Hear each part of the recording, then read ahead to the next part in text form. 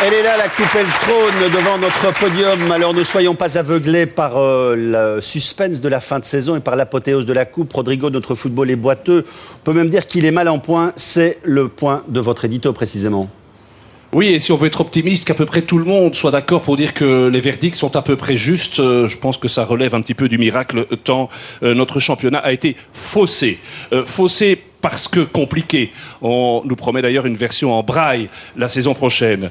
Faussé parce que tout le monde se tire dans les pattes. Au sein d'un football wallon en plein déclin et plus performant devant les tribunaux que sur les pelouses, il y a l'exception, c'est vrai, du Standard, étonnamment devenu le chef des petits dans la saga des droits TV et de la réforme. Mais ce qui mine notre football, ce sont les conflits et ce qu'il faut bien qualifier d'une désunion totale. Deux exemples. Anderlecht et le Standard. Entre les deux, il y a tant de rancœur qu'on a atteint un point de non-retour. La paix semble impossible. Croyez-moi, tant que Roger Van den Stock et Lucien Donofrio resteront en place, nous sommes dans une impasse totale.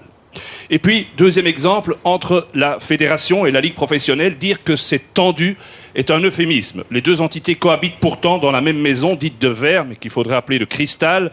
Je ne vais pas revenir sur les bizarreries de l'élection du footballeur professionnel hier, mais pas la moindre invitation pour l'Union belge, ni même pour Georges Lekens, c'est un peu fort de café.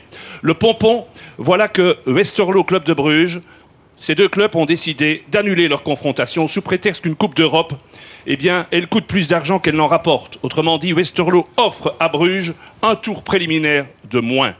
Alors, le football belge est-il dirigé par qui? Sinon par des amateurs, des égoïstes, sans vision, avec des structures archaïques.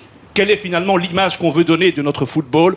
Moi, ce que je veux retenir, c'est les images de joie et de fête, comme à Genk mardi soir, comme à Liège samedi, et espérons-le comme à Bruxelles le 3 juin, grâce à nos Diables Rouges. Dans ce contexte morose, bravo à vous, les supporters, de continuer à vous enthousiasmer pour notre sport favori.